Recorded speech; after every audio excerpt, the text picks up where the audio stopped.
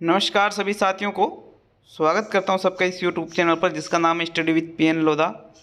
साथियों, आज हम आपके आज तक के जो रीट या आरटेट में जो पेपर हुए हैं, 2011 में आपके पेपर हुआ, 2012 में पेपर हुआ, 2015 में पेपर हुआ और 2017 में, मतलब ये बढ़ती थी।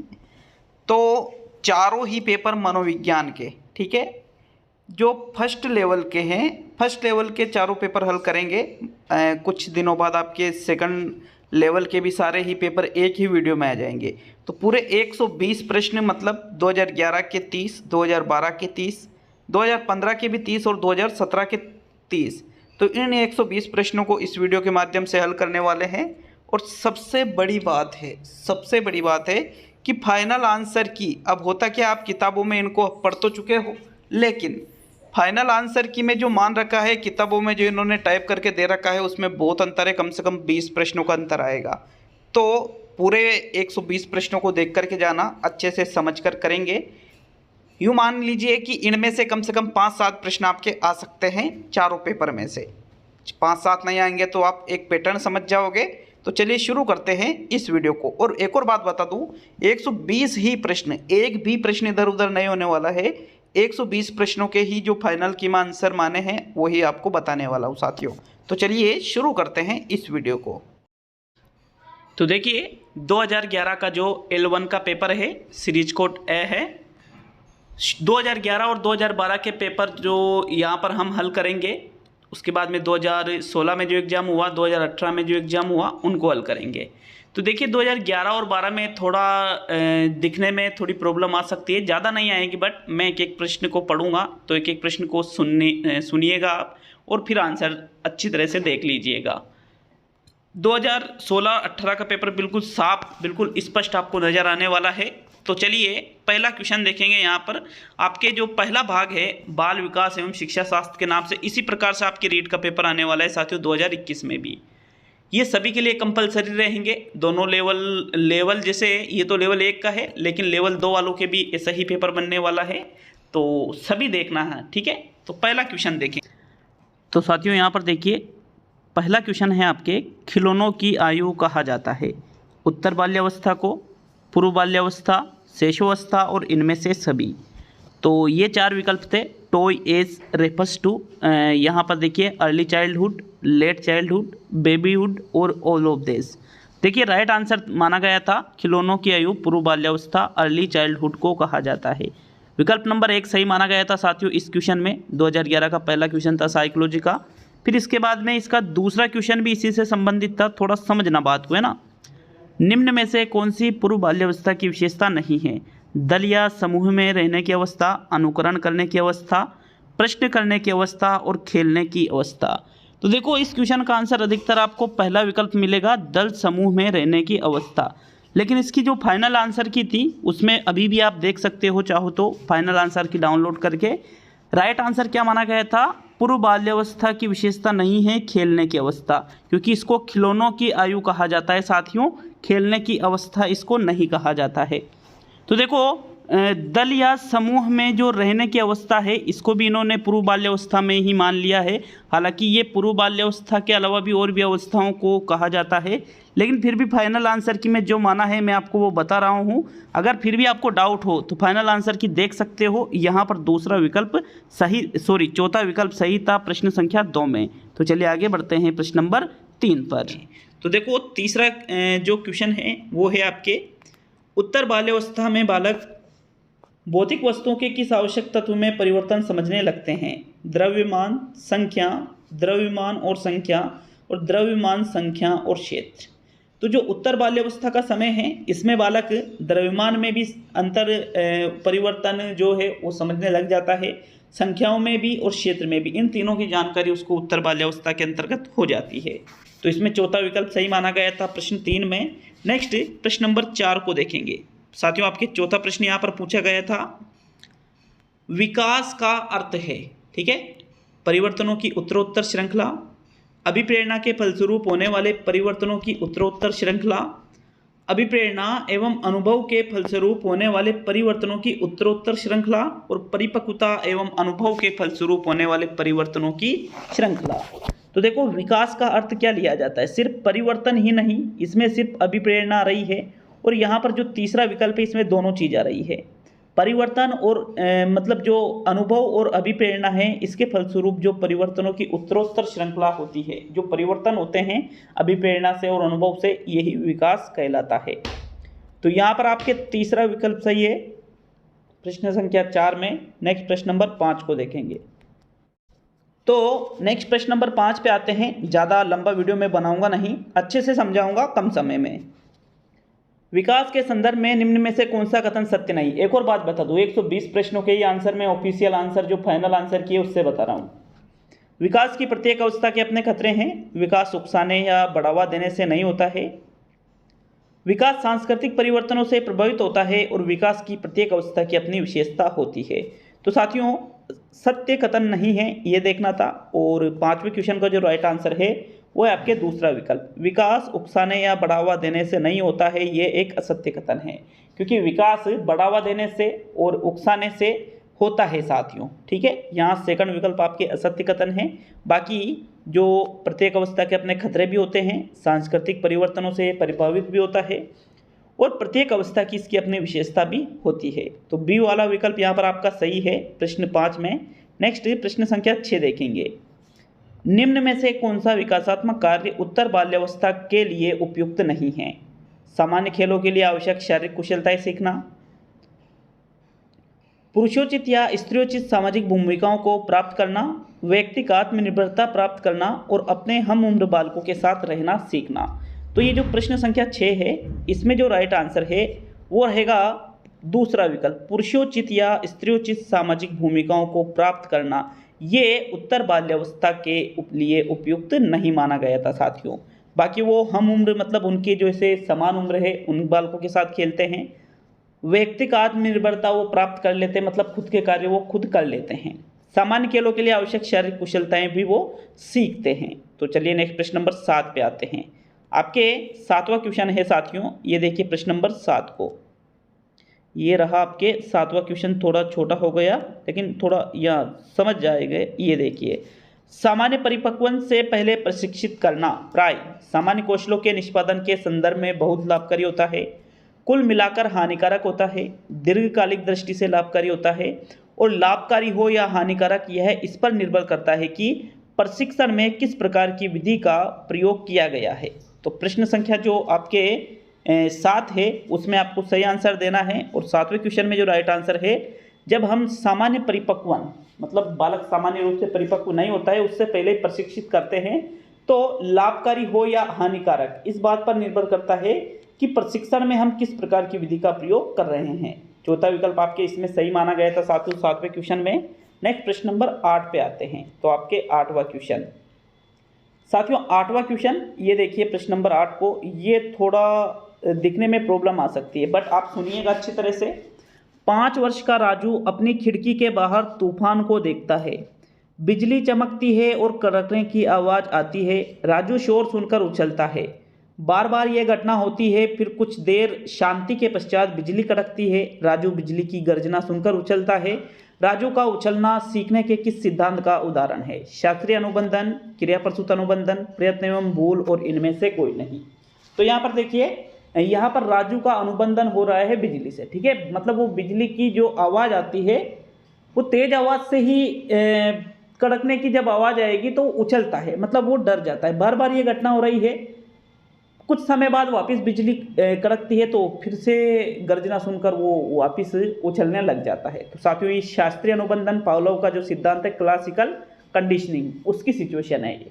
प्रथम विकल्प यहाँ पर सही माना गया था प्रश्न नंबर 8 में। नेक्स्ट प्रश्न नंबर 9 पे आते हैं। तो 9वां क्वेश्चन आपसे पूछा था, ये देखिए प्रश्न नंबर 9 को। सकारात्मक दंड का निम्न में से कौन सा उदाहरण है। मित्रों के द्वारा उपहास, मित्रों के साथ समय बर्बाद करना, मीन मेक निकालना बंद करना, और इनमें से सभी। तो देखो सकारात्मक दंड की बात की जा रही है साथियों। सकारात्मक दंड का यहाँ उदाहरण है मित्रों के द्वारा उपहास करना। ठीक है, प्रथम विकल्प यहाँ सही माना गया था प्रश्नों में। नेक्स्ट प्रश्न नंबर 10। तो ये 10वां क्वेश्चन, ये दिख जाएगा अच्छी तरह से। निम्न में से कौन सा कथन अभिप्रेरणा एक प्रक्रिया के संदर्भ में उपयुक्त नहीं है। यह व्यक्ति को लक्ष्य ओर ले जाता है, यह व्यक्ति की शारीरिक आवश्यकताओं की संतुष्टि करता है, यह मनोवैज्ञानिक आकांक्षा से प्राप्त करने में सहायता करता है और यह व्यक्ति को अप्रिय स्थिति से दूर रखता है। तो 10वें क्वेश्चन में जो सही आंसर माना गया था वो था साथियों आपके विकल्प नंबर 4, यह व्यक्ति को अप्रिय स्थिति से दूर रखता है। ये अभिप्रेरणा एक प्रक्रिया के संदर्भ में उपयुक्त नहीं है, क्योंकि हम अभिप्रेरित तो हो जाते हैं लेकिन अप्रिय स्थिति से दूर रहे ऐसा जरूरी नहीं है। जैसे रीट की तैयारी कर रहे हैं फिर भी नंबर नहीं आता है, फुल मोटिवेटेड है फिर भी नंबर नहीं आता है, तो फिर अप्रिय स्थिति से दूर कहाँ होंगे। इसलिए आपके इसमें चौथा विकल्प सही है प्रश्न 10 में। नेक्स्ट 11वां क्वेश्चन साथियों, आपके 11वां क्वेश्चन है किसी उद्दीपन के निरंतर दिए जाने से व्यवहार में होने वाला स्थायी परिवर्तन कहलाता है। अभ्यस्तता, अधिगम, अस्थायी अधिगम और अभिप्रेरणा। तो देखो कोई उद्दीपन लगातार दिया जा रहा है, उससे हमारे व्यवहार में जो अस्थायी परिवर्तन को हम कभी भी अधिगम नहीं कह सकते, अस्थायी परिवर्तन को अभिप्रेरणा नहीं कह सकते, इसको अस्थायी अधिगम भी नहीं बल्कि इसको अभ्यस्तता कहा जाएगा। 11वें क्वेश्चन में आपके प्रथम विकल्प सही है। तो नेक्स्ट प्रश्न संख्या 12 पे आते हैं साथियों। 12वां क्वेश्चन आपसे पूछा गया था 2011 में, ये देखिएगा प्रश्न नंबर 12 को, ये रहा। विद्यार्थियों की देखना थोड़ा, विद्यार्थियों की अभिवृत्तियों में परिवर्तन के लिए निम्न में से किस विधि का प्रयोग अध्यापक को नहीं करना चाहिए। दबाव से किसी बात या विचार के लिए उनको राजी करना, किसी विचार को दोहराना अथवा दृढ़तापूर्वक व्यवहार, किसी प्रशंसनीय व्यक्ति के द्वारा समर्थन एवं स्वीकृति और संदेश के साथ साहचर्य स्थापित करना। तो कौन सा कार्य नहीं करना चाहिए, उसको दबाव देकर किसी बात या विचार के लिए राजी करना, ये कार्य हमें नहीं करना चाहिए। तो यहाँ पर आपका प्रश्न 12 में प्रथम विकल्प सही है। नेक्स्ट प्रश्न नंबर 13 को देखेंगे। 13वां क्वेश्चन है उपलब्धि अभिप्रेरक के संबंध में निम्न में से कौन सा कथन सही है। उपलब्धि अभिप्रेरक जीवित रहने के लिए आवश्यक है। देखो एक और बात बता दूं, अगर आपको इन क्वेश्चनों के आंसर कहीं पर चेंज मिलते हैं तो वो गलत है। क्यों गलत है, क्योंकि फाइनल आंसर की में जो था वो बता रहा हूँ मैं आपको। यदि व्यक्तिगत क्षमताओं की संतुष्टि महत्वपूर्ण है तो उपलब्धि अभिप्रेरक को विकास अभिप्रेरक कहा जाता है। यदि व्यक्तियों के साथ मध्य प्रतियोगिता पर बल है तो उपलब्धि अभिप्रेरक को सामाजिक अभिप्रेरक कहा जा सकता है, और इनमें से सभी। तो बताइए 13वें क्वेश्चन में देखो उपलब्धि अभिप्रेरक के संबंध में जो सही कथन था वो था इनमें से सभी। जीवित रहने के लिए भी आवश्यक माना जाता है, यह व्यक्तिगत क्षमताओं की संतुष्टि इसमें महत्वपूर्ण है।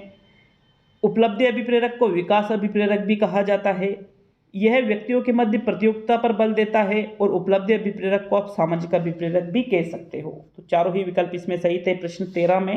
नेक्स्ट प्रश्न नंबर 14 को देखेंगे साथियों। तो आपके 14वां क्वेश्चन था इसमें, ये देखिए 14वें प्रश्न को, 6 से 10 वर्ष की अवस्था में बालक रुचि लेना प्रारंभ करते हैं धर्म में, मानव शरीर में, यौन संबंधों में और विद्यालय में। तो 6 से 10 वर्ष की अवस्था वह होती है जब बालक विद्यालय जाना आरंभ करता है, और यहीं पर उसकी रुचि किसमें होती है, विद्यालय में। चौथा विकल्प आपके प्रश्न संख्या 14 में सही है साथियों। नेक्स्ट प्रश्न नंबर 15 को देखेंगे। तो चलिए 15वां प्रश्न आपके प्रश्न संख्या 15 है, ये छोटा करना पड़ेगा ठीक।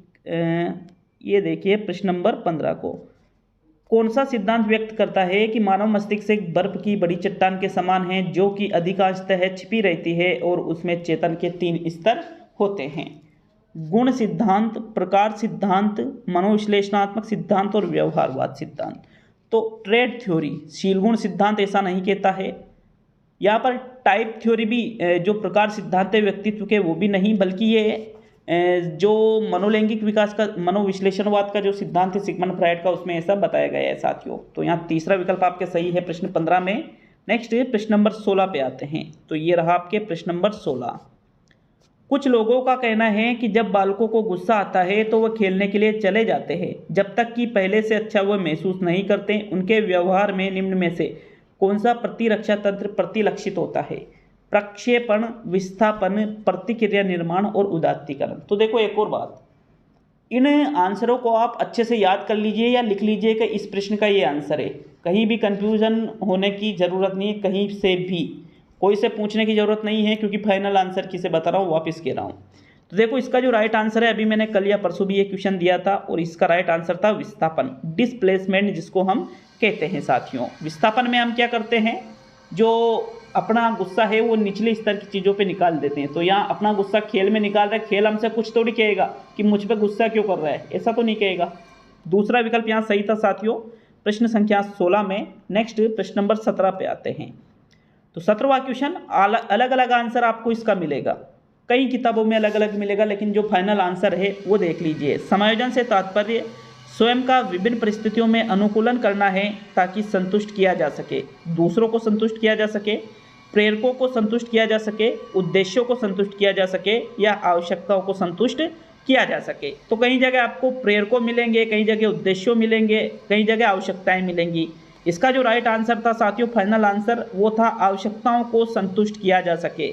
समायोजन से तात्पर्य स्वयं का विभिन्न परिस्थितियों में अनुकूलन करना है ताकि किसको संतुष्ट किया जा सके, आवश्यकताओं को, जो हमारी आवश्यकता होती है। तो चौथा विकल्प प्रश्न 17 में सही है। नेक्स्ट प्रश्न नंबर 18 पे आते हैं। आपके 18वां क्वेश्चन, निम्न में से कौन सा व्यवहार भावनात्मक बाधा को प्रदर्शित नहीं करता है?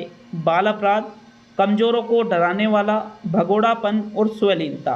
तो देखो प्रश्न संख्या 18 में जो राइट आंसर है, भावनात्मक बाधा को यहाँ पर बाल अपराध, भगोड़ापन, कमजोरों को डराने वाला ये तो प्रदर्शित करते हैं, लेकिन स्वलीनता यहाँ पर जो भावनात्मक बाधा है उसको प्रदर्शित नहीं करती है। स्वलीनता जिसको हम ऑटिज्म भी कहते हैं साथियों, ठीक है। चौथा विकल्प यहाँ सही है प्रश्न 18 में। नेक्स्ट प्रश्न संख्या 19 पे आते हैं। तो आपके 19वां क्वेश्चन, निःशक्त बालकों की शिक्षा के लिए प्रावधान किया जा सकता है समावेशित शिक्षा द्वारा, मुख्य धारा में डालकर, समाकलन द्वारा और इनमें से कोई नहीं। मैंने कहा है 2011-12 में थोड़ा जब आप वीडियो को देखोगे तो छोटे अक्षर दिखेंगे, लेकिन 2016 और 2018 का पेपर बिल्कुल क्लियर दिखने वाला है आपको। तो देखो निःशक्त बालकों की जो शिक्षा होती है उसके लिए आप कैसे प्रावधान करा सकते हो, उनको समावेशित शिक्षा में, शिक्षा के द्वारा उनको समावेशित शिक्षा में सम्मिलित कीजिएगा बिना किसी भेदभाव के। विकल्प नंबर आपका 1 सही था प्रश्न संख्या 19 में। नेक्स्ट प्रश्न नंबर 20 पे आते हैं साथियों। तो आपके 20वां क्वेश्चन है, निम्न में से कौन सी मानसिक मंदता की विशेषता नहीं है? बुद्धिलब्धि का 25 से 70 के मध्य होना, धीमी गति से सीखना एवं दैनिक जीवन की क्रियाओं को न कर पाना, वातावरण के साथ अनुकूलन में कठिनाई और अंतर्वैयक्तिक संबंधों का कमजोर होना। तो देखो जो मानसिक मंदता होती है इसकी कौन सी विशेषता नहीं है? अंतर्वैयक्तिक संबंधों का कमजोर होना। चौथा विकल्प आपका बिल्कुल सही इसमें माना गया था प्रश्न 20 में 2011 साइकोलॉजी लेवल फर्स्ट के अंतर्गत। अंतर्वैयक्तिक संबंध इनके कमजोर हो ऐसा जरूरी नहीं है मानसिक मंदित बालकों के लिए। तो नेक्स्ट प्रश्न नंबर 21 पे आते हैं। आपके 21वां प्रश्न साथियों, देखो 21वां प्रश्न था आपके, विद्यार्थियों के अच्छे मानसिक स्वास्थ्य को बनाए रखने के लिए निम्न में से कौन सा तरीका अधिक महत्वपूर्ण है? सहशैक्षिक क्रियाओं का प्रावधान करोगे, अभिव्यक्ति की स्वतंत्रता दोगे, रुचियों की भिन्नता और अध्यापक की भूमिका एवं विद्यालय वातावरण। कौन सा तरीका सबसे अधिक महत्वपूर्ण है साथियों? प्रश्न संख्या 21 में जो यहाँ राइट आंसर माना गया था वो था अध्यापक की भूमिका एवं विद्यालय वातावरण। अब कई जगह आपको इसका पहला आंसर भी मिलेगा, लेकिन वो फाइनल आंसर की में नहीं था। फाइनल आंसर की में इसका चौथा विकल्प था। अध्यापक की जो भूमिका है और विद्यालय का जो वातावरण है ये अच्छे मानसिक स्वास्थ्य को बनाए रखने के लिए सबसे अधिक महत्वपूर्ण होता है, क्योंकि विद्यालय वातावरण में ही सही शैक्षिक क्रियाएं आ जाती है साथियों। नेक्स्ट प्रश्न नंबर 22 को देखते हैं। तो 22वां क्वेश्चन आपके प्रश्न संख्या 22 से कमजोर वर्ग के बालक से तात्पर्य है ऐसे अभिभावकों के बालक से जिनकी वार्षिक आय कम हो, ऐसे अभिभावकों के बालक से जो वंचित वर्ग में आते हैं, ऐसे अभिभावकों के बालक से जो गरीबी रेखा से नीचे की सीमा में आते हैं, या ऐसे अभिभावकों के बालकों से जो सरकार द्वारा निर्धारित न्यूनतम सीमा की वार्षिक आय की सीमा के नीचे के वर्ग में आते हैं। तो साथियों प्रश्न संख्या 22 में जो राइट आंसर है कमजोर वर्ग का मतलब है ऐसे अभिभावकों के बालक जो सरकार ने फिक्स कर रखा है उसकी न्यूनतम सीमा जो है उसकी वार्षिक आय की सीमा से भी नीचे आते हैं, तो उनको सरकार कमजोर वर्ग के बालक कहती है। चौथा विकल्प यहाँ सही है प्रश्न संख्या 22 में।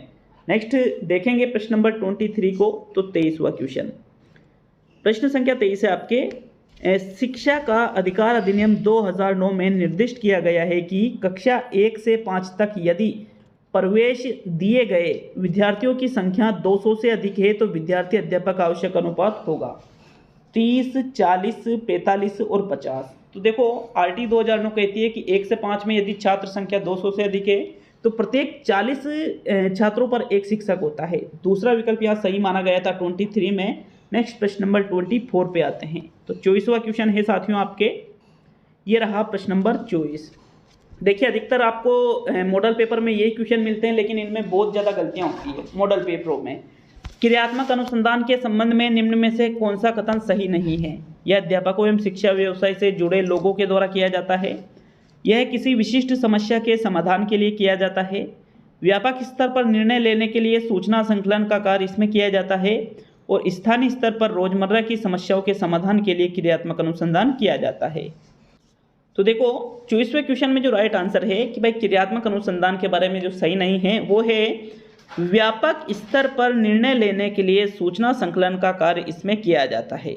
विकल्प नंबर 4 सही है साथियों। प्रश्न नंबर 24 में 24वें क्वेश्चन में तीसरा विकल्प सही है सी वाला, कि इसमें व्यापक स्तर पर निर्णय लेने के लिए सूचना संकलन का कार्य किया जाता है। ये एक गलत विकल्प है, ठीक है। नेक्स्ट प्रश्न नंबर 25 पे आते हैं। आपके 25वां क्वेश्चन जो इसमें पूछा गया है, निम्न में से कौन सा कथन शिक्षण के बारे में सत्य नहीं है?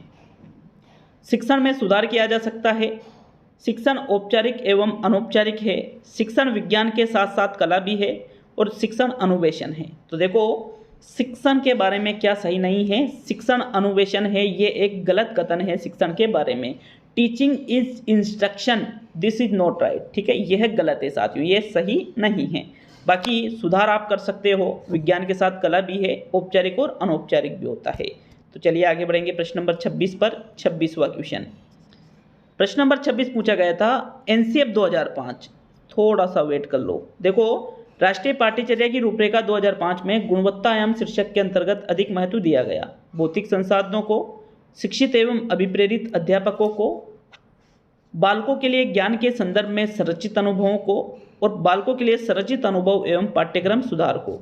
तो देखो प्रश्न नंबर 26 में जो राइट आंसर है वो है आपके विकल्प नंबर 4, बालकों के लिए संरचित अनुभव एवं पाठ्यक्रम सुधार को गुणवत्ता आयाम शीर्षक के अंतर्गत अधिक महत्व दिया गया है।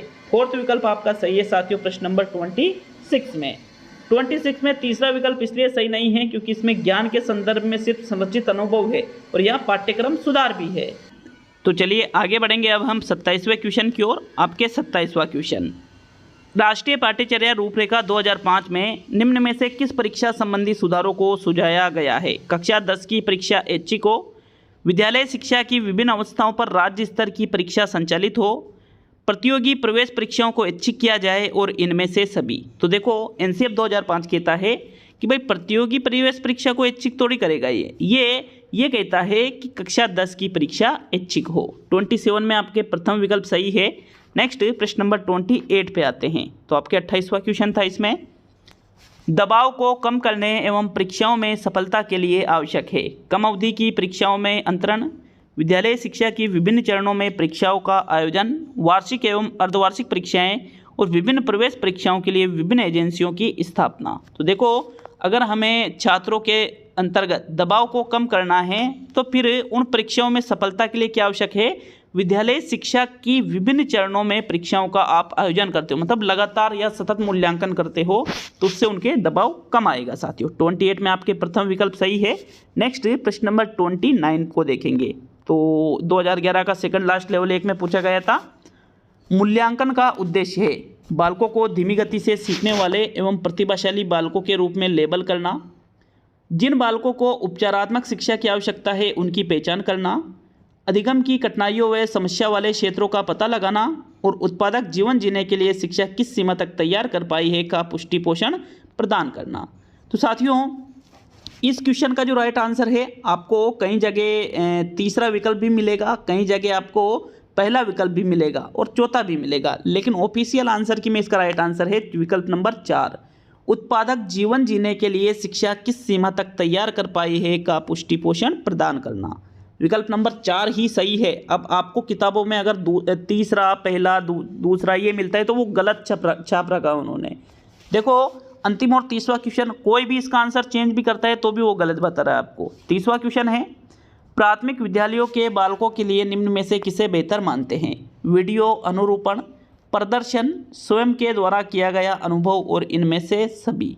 तो देखो प्राथमिक विद्यालयों के विद्यालय के बालकों के लिए मैंने अभी 2-3 दिन पहले भी ये क्वेश्चन दिया था। स्वयं के द्वारा किया गया अनुभव को सबसे बेहतर या सर्वश्रेष्ठ माना जाता है। तो इस क्वेश्चन में आपके विकल्प नंबर 3 सही है साथियों। तो चलिए 2011 का पेपर तो आपके हो गया। अब 2012 का पेपर देखते हैं, लेवल 1 का साइकोलॉजी वाला।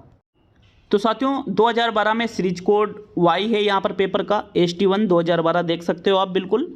अब यहाँ पर भी बिल्कुल मैं ऑफिशियल आंसर आपको बताने वाला हूँ। तो चलिए यहाँ पर हम यहाँ देखिए इस प्रकार से आपका पेपर बनेगा, बिल्कुल सेम टू सेम इसी फॉर्मेट में रहेगा। सेक्शन है बाल विकास एवं शिक्षा शास्त्र के 30 क्वेश्चन है यहाँ पर भी। तो पहला क्वेश्चन देखेंगे, सारे ही प्रश्न करना यहाँ आपको अनिवार्य है। अब देखिएगा यहाँ ये जो टिक लग रहा है ना, ये सी वाला, ये टिक ऑथेंटिक नहीं है। ये तो जिसने पेपर में PDF बनाई है और जो जिस पेपर से PDF बनाई है उसमें लगा हुआ है, बट ये ऑथेंटिक नहीं है। जो मैं बता रहा हूँ वो ऑथेंटिक रहेगा साथियों। प्रश्न संख्या 1 है आपके, 9 वर्ष के बालक की नैतिक तर्कना आधारित होती है। किसी कार्य के भौतिक परिणाम उसकी अच्छाई या बुराई को निर्धारित करते हैं। कोई कार्य सही होना इस बात पर निर्भर करता है कि उससे व्यक्ति की अपनी आवश्यकता पूर्ति होती है। नियमों का पालन करने के बदले में उसे कुछ लाभ मिलना चाहिए। और सही कार्य वह है जो उस व्यक्ति के द्वारा किया जाए जो अन्य व्यक्तियों को अपने व्यवहार से प्रभावित करता है। तो एक बालक है जिसकी उम्र कितनी है, 9 वर्ष। जो लॉरेंस कोहलबर्ग का नैतिक विकास का सिद्धांत है उसको आधार मान करके इसका जो उत्तर माना गया था वो था, किसी कार्य के भौतिक परिणाम उसकी अच्छाई या बुराई को निर्धारित करते हैं। एक 9 वर्ष का बालक ये सोचता है नैतिक रूप से। तो विकल्प नंबर 1 सही है प्रश्न संख्या 1 में। नेक्स्ट प्रश्न संख्या 2 साथियों, दूसरा क्वेश्चन है, निम्न में से कौन सा उदाहरण अभिप्रेरणा का परिणाम नहीं है। कृष्णा ने नृत्य का समय 1 घंटे से बढ़ाकर 2 घंटे कर दिया। जॉन स्टुअर्ट मिल ने 12 वर्ष की उम्र में दर्शन का अध्ययन आरंभ कर दिया था। जगन ने श्वास लेने की प्रक्रिया में रुचि दिखानी प्रारंभ कर दी है। राम ने तेजी से आधुनिक एवं प्राचीन ऐतिहासिक प्रवृत्तियों में सह संबंध स्थापित करने की प्रगति की है। तो देखो प्रश्न संख्या जो 2 साथियों, इसका जो सही आंसर माना गया था मैं आपको बता दूं तो दूसरा विकल्प इन्होंने सही मान लिया था। भाई मेरे ये समझ में नहीं आ रहा है कि दूसरा विकल्प कैसे सही मान सकते हैं यार। ये जॉन स्टुअर्ट मिल ने 12 वर्ष की उम्र में दर्शन का अध्ययन आरंभ कर दिया। तो भाई ये तो अभिप्रेरणा हुई ना यार। श्वास में रुचि दिखाना कहीं की अभिप्रेरणा है, लेकिन फिर भी दूसरा विकल्प फाइनल आंसर की में माना गया था। लेकिन वो पहले की बात है क्योंकि उस टाइम किसी ने रेट नहीं लगाई थी। तो देखो यहाँ पर विकल्प नंबर 3 सही है, बिल्कुल 301% सही है। लेकिन माना क्या गया था, दूसरा विकल्प माना गया था साथियों। तो बहुत सारे 2012 में सबसे ज़्यादा कम से कम 4 से 5 क्वेश्चनों को गलत मान लिया गया था। आप हमें कमेंट कर करके बताइएगा कि भाई 2012 में जो मैं तो ऑफिशियल आंसर किसे बता रहा हूँ हालिया। यहाँ पर देखो दूसरा विकल्प तो यहाँ पर माना गया था, लेकिन मैं कह सकता हूँ, मैं इस चीज़ की गारंटी दे सकता हूँ कि भाई यार ये तो अभिप्रेरणा का परिणाम है। तीसरा विकल्प अभिप्रेरणा का परिणाम नहीं है। तो 2012 में आप कमेंट कर सकते हो 2012 वाला पेपर के लिए। बाकी 2016 में 2018 में किसी भी प्रश्न को गलत नहीं माना था। 2000 लेवल फर्स्ट की बात है, 2011 में भी एक प्रश्न को गलत मान लिया गया था, लेकिन मैंने तो उसका सही आंसर आपको बता दिया है। तो यहाँ पर देखिए कमेंट कर सकते हो कि भाई 2012 में आपको कौन कौन से प्रश्न गलत लगे। इसमें तो लगने वाली बात नहीं, इसके लिए तो भले कमेंट मत करना, क्योंकि यहाँ तो 100% तीसरा ही विकल्प है, भले ही 2 मान लिया गया। क्योंकि 12 वर्ष में दर्शन का अध्ययन आरंभ कर रहे हैं तो भी समझो यार बात को, मतलब कॉमन सेंस नाम की भी एक चीज़ होती है, ठीक है। तो यहाँ थर्ड विकल्प सही है साथियों प्रश्न संख्या 2 में। नेक्स्ट प्रश्न नंबर 3 पे आते हैं। प्रश्न नंबर 3 पे आते हैं, तीसरा क्वेश्चन, निम्न में से क्या एक प्रभावी प्रशंसा के रूप में अध्यापक के लिए कार्य करेगा। विद्यार्थियों के अवधान को उनके कार्य से संबंधित व्यवहार पर केंद्रित करना, विद्यार्थियों के वर्तमान कार्य निष्पादन को उनके समूह के अन्य साथियों के साथ संदर्भ वर्णित करता है, विद्यार्थियों को उनकी योग्यताओं अथवा कार्य निष्पादन के महत्व की सूचना देता है, और जब विद्यार्थी अपने व्यवहार को नियंत्रित नहीं कर पाते हैं तो उन्हें सकारात्मक व्यवहारात्मक समर्थन प्रदान करता है। तो देखो प्रभावी प्रशंसा के रूप में अध्यापक के लिए क्या कार्य करेगा इनमें से। तो राइट आंसर इसमें जो माना गया था तीसरे क्वेश्चन में वो था विकल्प नंबर 3, विद्यार्थियों को उनकी योग्यताओं अथवा कार्य निष्पादन के महत्व की सूचना देता है। नेक्स्ट प्रश्न नंबर 4 को देखेंगे साथियों, आपके चौथा क्वेश्चन है, ये देखिए प्रश्न नंबर 4 को।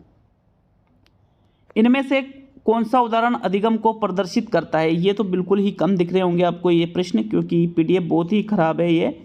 हाथ जोड़कर अध्यापक का अभिवादन करना, स्वादिष्ट भोजन देखकर मुंह में लार का आना, चढ़ना, भागना एवं फेंकना 3 से 5 वर्ष की अवस्था में, और इनमें से सभी।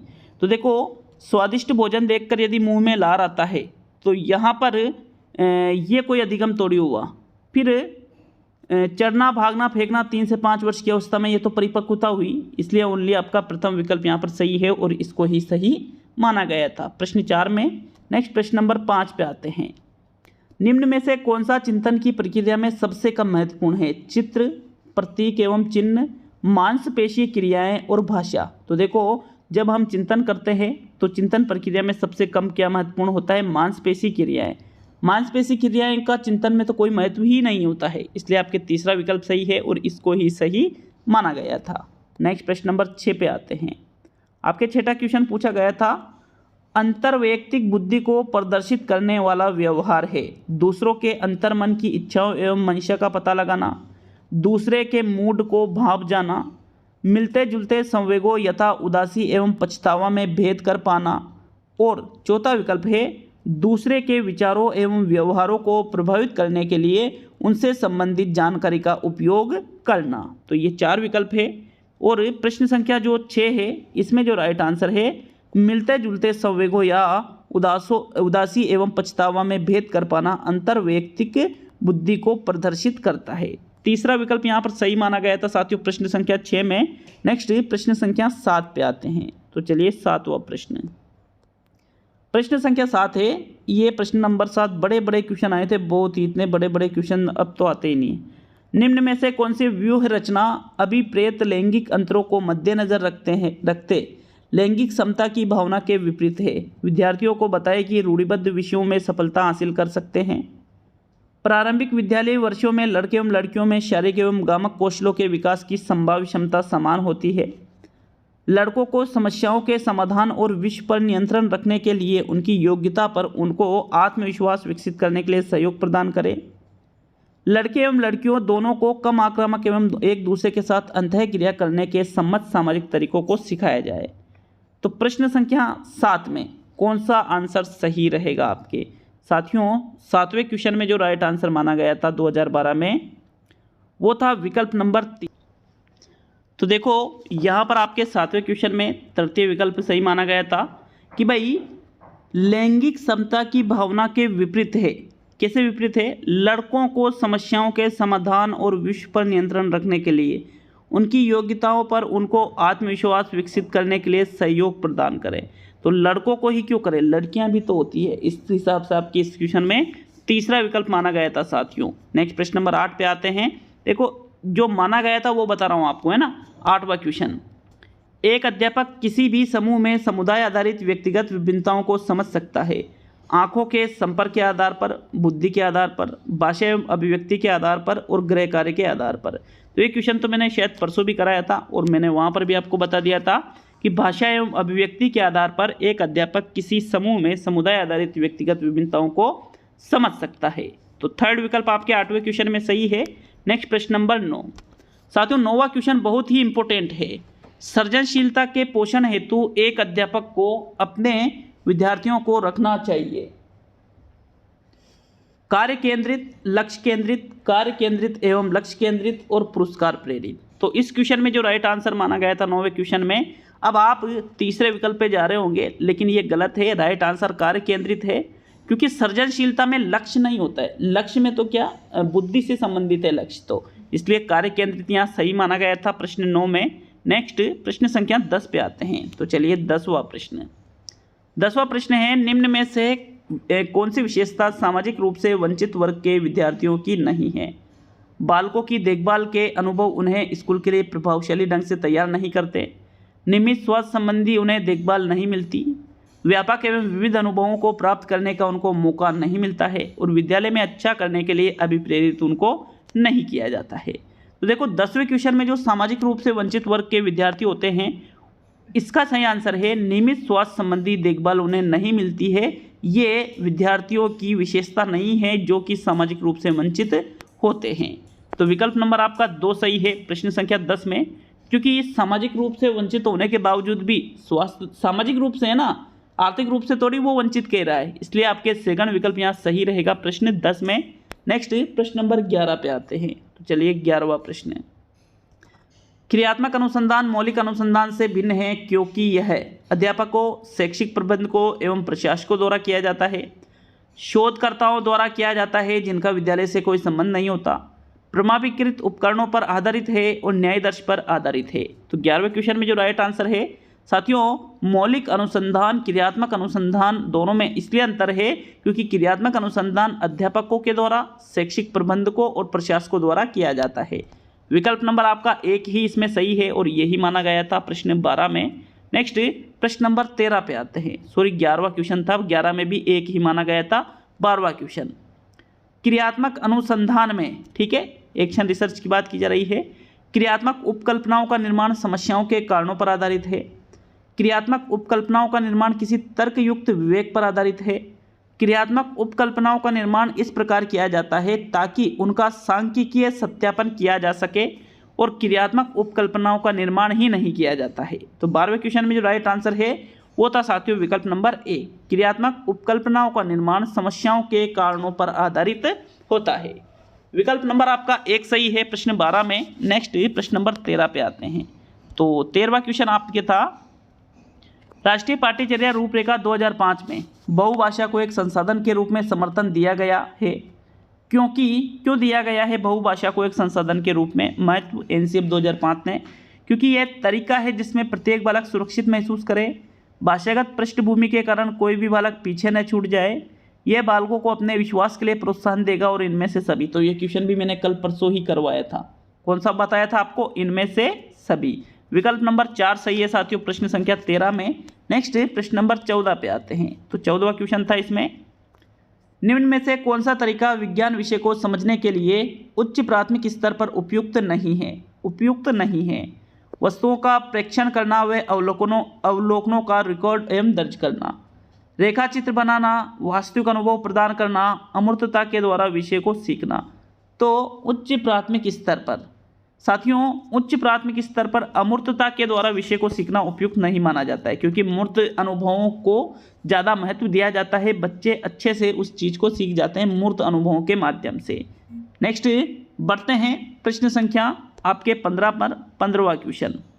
तो आपके 15वां प्रश्न इसमें है, निम्न में से कौन सा कथन बहुग्रेड शिक्षण प्रणाली के साथ सहमति नहीं रखता? एक अध्यापक एक समय में एक से अधिक कक्षाओं का प्रबंधन करता है, बैठने की लचीली इसमें व्यवस्था होती है, विभिन्न कक्षाओं में एवं एक ही कक्षा में अंतःक्रिया होती है, विद्यार्थियों का आयु एवं योग्यता के आधार पर समान होना। 15वें क्वेश्चन में बहुग्रेड शिक्षण प्रणाली के साथ जो सहमति नहीं रखता है वो है विद्यार्थियों का आयु एवं योग्यता के आधार पर समान होना। चौथा विकल्प आपके सही है साथियों प्रश्न संख्या 15 में। नेक्स्ट प्रश्न नंबर 16 पे आते हैं। तो 16वां प्रश्न है, संज्ञानात्मक विकास में वंशक्रम निर्धारित करता है मस्तिष्क जैसी शारीरिक संरचना के मूलभूत स्वभाव को, शारीरिक संरचना के विकास को, सहज प्रतिवर्ती क्रियाओं के अस्तित्व को, और इनमें से सभी। तो यहाँ संज्ञान की बात की जा रही है कि संज्ञानात्मक विकास में वंशक्रम क्या निर्धारित करता है? राइट आंसर है मस्तिष्क जैसी शारीरिक संरचना के मूलभूत स्वभाव को। शारीरिक संरचना पूर्ण रूप से संज्ञानात्मक नहीं होती है, ओनली मस्तिष्क का संबंध संज्ञानात्मकता से होता है साथियों, इसलिए 16वें क्वेश्चन में प्रथम विकल्प सही माना गया था। नेक्स्ट प्रश्न नंबर 17, निम्न में से कौन सा कथन सही नहीं है? जो अध्यापक यह विश्वास करता है कि विकास प्रकृति की वजह से होता है वह अनुभव प्रदान करने को महत्व नहीं देता। दूसरा विकल्प, प्रारंभिक अनुभव महत्वपूर्ण होते हैं और अध्यापक का हस्तक्षेपण भी महत्वपूर्ण होता है। तीसरा विकल्प है, प्रारंभिक जीवन की नकारात्मक घटनाओं के प्रभाव से कोई भी अध्यापक बचाव नहीं कर सकता है। और चौथा विकल्प है, व्यवहारात्मक परिवर्तन के संदर्भ में विकास वातावरणीय प्रभाव के फलस्वरूप होता है। तो देखो इनमें से जो कथन सही नहीं है प्रश्न संख्या 17 में, उसका आंसर देना है आपको, उसको चुनना है। तो राइट आंसर है प्रारंभिक जीवन की नकारात्मक घटनाओं के प्रभाव से कोई भी अध्यापक बचाव नहीं कर सकता। ये एक क्या है? असत्य कथन है, क्योंकि बचाव कर सकते हैं। थर्ड विकल्प आपके 17वें प्रश्न में सही है। नेक्स्ट प्रश्न नंबर 18। तो 18वां क्वेश्चन, प्रश्न संख्या 18 है, निम्न में से कौन सी विशेषता परिपक्वता को अधिगम से अलग करती है? यह एक स्वाभाविक प्रक्रिया है, यह अभ्यास पर निर्भर करती है, यह प्रेरकों पर निर्भर करती है और यह जीवन पर्यंत चलने वाली प्रक्रिया है। तो साथियों, जो विशेषता परिपक्वता को अधिगम से अलग करती है वो है यह एक स्वाभाविक प्रक्रिया है, क्योंकि परिपक्वता क्या है, एक स्वाभाविक प्रक्रिया माना जाता है। क्या मानी जाती है? स्वाभाविक प्रक्रिया। ऑटोमेटिक परिपक्व सभी होते हैं। अभ्यास पर निर्भर नहीं करती है परिपक्वता, प्रेरकों पर भी निर्भर नहीं करती है, जीवन पर्यंत भी नहीं चलती है। तो विकल्प नंबर आपका 1 सही है प्रश्न 18 में, और यही सही माना गया था फाइनल आंसर की में। नेक्स्ट प्रश्न नंबर 19, निम्न में से कौन सा कथन विकास के संबंध में सही नहीं है? विकास प्रतिमानों की कुछ निश्चित विशेषताओं की भविष्यवाणी की जा सकती है। विकास का उद्देश्य वंशानुगत संभाव्य क्षमता का विकास करना है। विकास के विभिन्न क्षेत्रों में संभाव्य खतरे नहीं होते हैं और प्रारंभिक विकास बाद के विकास से अधिक महत्वपूर्ण है। तो देखो, प्रश्न संख्या 19 में जो राइट आंसर है वो है विकल्प नंबर 3। विकास के विभिन्न क्षेत्रों में संभाव्य खतरे होते हैं, या क्या कह रहा है, नहीं होते हैं। तो ये गलत हो गया है और ये आपसे पूछा था सही नहीं है। तो नेक्स्ट ये प्रश्न नंबर 20 पे आएंगे साथियों। 20वां क्वेश्चन है, दल या गैंग का सदस्य होने से समाजीकरण उत्तर बाल्यावस्था में बेहतर होता है। निम्न में से कौन सा कथन इस विचार के विपरीत है? वयस्कों पर निर्भर न होकर सीखता है, जिम्मेदारियों को निभाना सीखता है, अपने समूहों के प्रति और छोटी छोटी बातों पर झगड़ा करते हुए अपने गैंग के सदस्यों से लड़ाई मोल लेता है। तो साथियों, 20वें क्वेश्चन में जो राइट आंसर है, देखो यहाँ पर दल या गैंग का सदस्य होने से सामाजिकरण उत्तर बाल्यावस्था में बेहतर होता है। इसके विपरीत आपको बताना था। तो यहाँ राइट आंसर है, छोटी छोटी बातों पर झगड़ा करते हुए अपने गैंग के सदस्यों से लड़ाई मोल लेता है। ये इसके क्या है, विपरीत है। चौथा विकल्प आपके 20वें क्वेश्चन में सही है साथियों। नेक्स्ट प्रश्न नंबर 21, योगात्मक मूल्यांकन का उद्देश्य है समय विशेष एवं विभिन्न कार्यों पर एक विद्यार्थी ने कितना अच्छा निष्पादन किया है का पता लगाना, अधिगम को सुगम बनाना व ग्रेड न प्रदान करना, ऐसे विद्यार्थी का पता लगाना जो अपने साथियों के समकक्ष संप्राप्ति में कठिनाई अनुभव कर रहा है, और अगली इकाई के अनुदेशन से पूर्व प्रगति का पता लगाना। तो 21वें क्वेश्चन में जो राइट आंसर है, मैंने कहा था कि ये अभी शायद सुबह ही मैंने जो वीडियो डाला था, मतलब कल डाला था शायद, तो उसमें ये क्वेश्चन दिया था और योगात्मक को रचनात्मक कर दिया था। तो उसमें आपका कमेंट भी आए थे कि सर इसमें तो सी वाला सही है, डी वाला तो होगा ही नहीं। तो साथियों, मैं आपको बता दूं कि बिल्कुल आप सही थे उस जगह पर, ठीक है। वहाँ पर ज़्यादा क्वेश्चन एडिट करने के चक्कर में मैं एडिट हो गया। तो नेक्स्ट देखो, इस क्वेश्चन का जो 21वें क्वेश्चन का जो राइट आंसर है वो है विकल्प नंबर 1।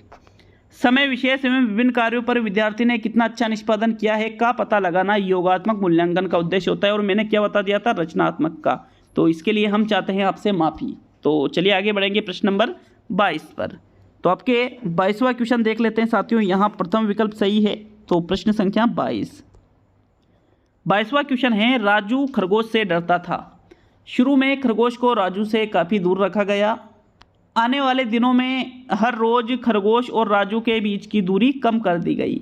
अंत में राजू की गोद में खरगोश को रखा गया और राजू खरगोश से खेलने लगा। तो यह जो प्रयोग है ये उदाहरण है प्रयत्न एवं त्रुटि सिद्धांत का, शास्त्रीय अनुबंधन सिद्धांत का, क्रिया प्रसूत अनुबंधन सिद्धांत का, और इनमें से सभी। तो देखो, डर स्थापित करने में और डर को दूर करने में शास्त्रीय अनुबंधन सिद्धांत का प्रयोग किया जाता है। यहाँ डर को दूर किया गया है साथियों। दूसरा विकल्प 22वें प्रश्न में सही है। नेक्स्ट प्रश्न नंबर 23, बहिर्मुखी विद्यार्थी अंतर्मुखी विद्यार्थी से किस विशेषता के आधार पर भिन्न होता है? तो देखो, मजबूत भावनाएं, पसंदगी और नापसंदगी, मन ही मन परेशान होने की अपेक्षा अपनी भावनाओं को अभिव्यक्त करता है, अपने बौद्धिक कार्यों में डूबा रहता है और बोलने की अपेक्षा लिखने में बेहतर होता है। तो 23 में जो राइट आंसर है, जो एक बहिर्मुखी विद्यार्थी होता है एक अंतर्मुखी विद्यार्थी से कैसे अलग होता है? क्योंकि बहिर्मुखी विद्यार्थी मन ही मन परेशान होने की अपेक्षा अपनी भावनाओं को अभिव्यक्त करता है और अंतर्मुखी मन ही मन घुटता रहता है। तो विकल्प नंबर आपका 2 सही है। प्रश्न 20 कौन सा 23 है या 24 है? 23 है साथियों। दूसरा विकल्प सही है 24। 24वां क्वेश्चन है, निम्न में से कौन सा कथन बुद्धि के बारे में सत्य नहीं है? यह एक व्यक्ति की मानसिक क्षमता है, यह सामंजस्य अथवा अनुकूलन स्थापित करने में सहायक है, यह व्यवहार की गुणवत्ता से आंकी जाती है, और यह स्थायी एवं अपरिवर्तनशील विशेषता है। तो 24 में देखो, बुद्धि स्थायी एवं अपरिवर्तनशील विशेषता है, ये एक गलत कथन है, क्योंकि अपरिवर्तनशील, कुछ ना कुछ तो चेंजेस इसमें आता है साथियों। चौथा विकल्प सही है, बाकी तीनों जो विकल्प हैं ये बुद्धि के बारे में सत्य कथन है। तो नेक्स्ट प्रश्न नंबर 25 पे आते हैं, 25वां प्रश्न।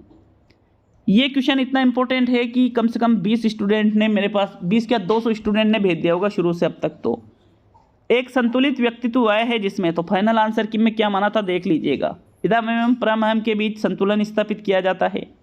इदम एवं अहम के बीच संतुलन स्थापित किया जाता है। अहम एवं परम अहम के बीच संतुलन स्थापित किया जाता है और मजबूत अहम को बनाया जाता है।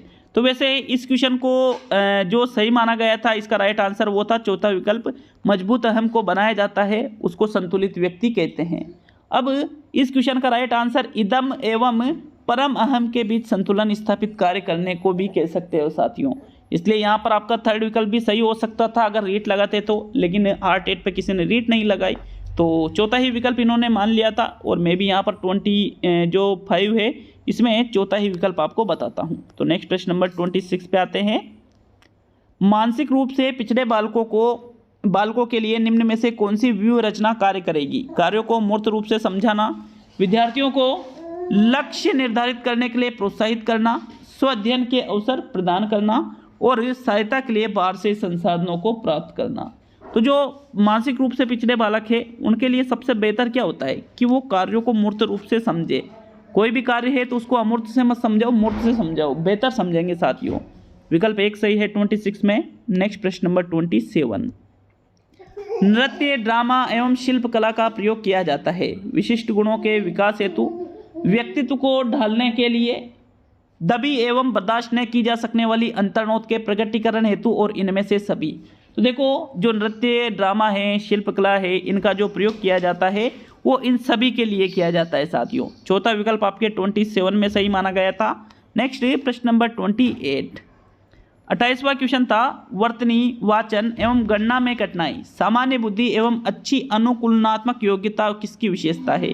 धीमी गति से जो बालक सीखते हैं उनकी, सामान्य या औसत अधिगमकर्ता की, मानसिक रूप से पिछड़े बालकों की और अधिगम निर्योग्य बालकों की।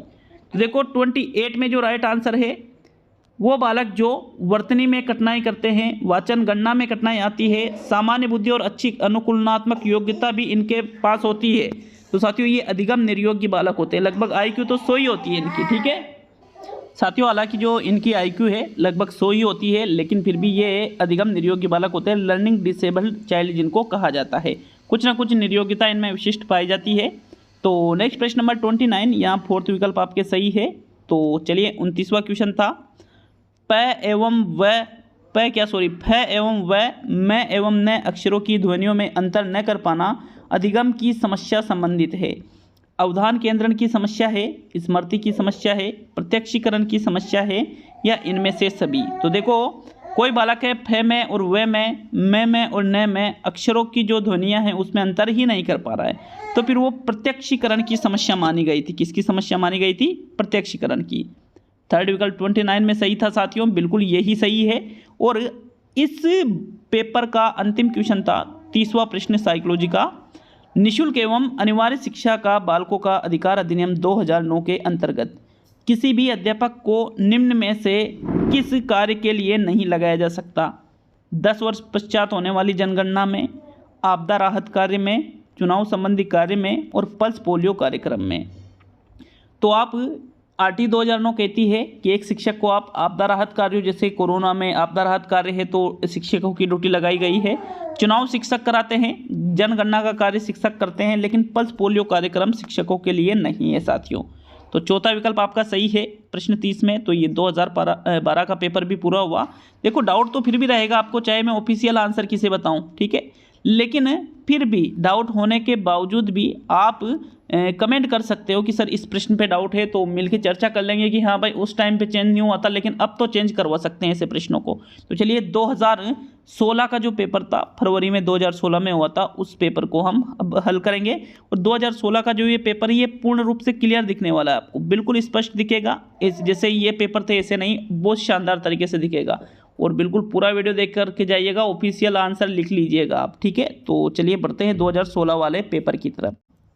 तो देखो यहाँ पर 2016 का जो लेवल 1 का पेपर है उस पर हम आ चुके हैं। तो यहाँ बिल्कुल क्लियर दिखेगा साथियों। इसके ऑफिशियल आंसर की भी लिख लीजिए, आंसर की से। पहला क्वेश्चन था, बाह्य आभास के आधार पर व्यक्तित्व का वर्णन कहा जाता है। गहन दृष्टिकोण, सतही दृष्टिकोण, मानकीय दृष्टिकोण और प्रेक्षणात्मक दृष्टिकोण। तो प्रश्न संख्या 1 में राइट आंसर है बाह्य आभास के आधार पे, मतलब जो बाहर आपको दिखता है, बाहर दिखता है तो उसको फिर सतही दृष्टिकोण के नाम से जाना जाता है। विकल्प नंबर आपका 2 सही है प्रश्न 1 में। नेक्स्ट प्रश्न नंबर 2, व्यक्तिगत भेद पाए जाते हैं बुद्धि स्तर में, अभिवृत्ति में, गतिवाही योग्यता में और इनमें से सभी। तो जो व्यक्तिगत भेद होते हैं बुद्धि में भी होते हैं, यह पता होगा सभी को। अभिवृत्ति, सोचने की अलग अलग दृष्टिकोण सभी का होता है। गतिवाही योग्यता सभी की अलग अलग होती है, इसलिए इनमें से सभी में व्यक्तिगत भेद पाए जाते हैं। तो फिर कौन सा विकल्प सही माना गया था? चौथा ही विकल्प सही माना गया था और चौथा ही सही है। नेक्स्ट प्रश्न नंबर 3 पे आते हैं। चिंतन प्रारंभ होने के लिए क्या आवश्यक है? पूर्वानुभव, भाषा, तर्क और समस्या। तो जब भी हमारे सामने हम किसी भी चीज़ के प्रति चिंतन करते हैं तो चिंतन किस लिए किया जाता है? समस्या के समाधान के लिए। तो पहले समस्या आएगी तभी चिंतन आएगा, इसलिए चौथा विकल्प सही है और यही सही माना गया था। नेक्स्ट प्रश्न नंबर 4 पे आते हैं। तो चलिए चौथा क्वेश्चन, बुद्धिलब्धि का सिद्धांत सर्वप्रथम किसने विकसित किया था? विलियम स्टर ने, रीड ने, टर्मन ने और आर.बी. केटल ने।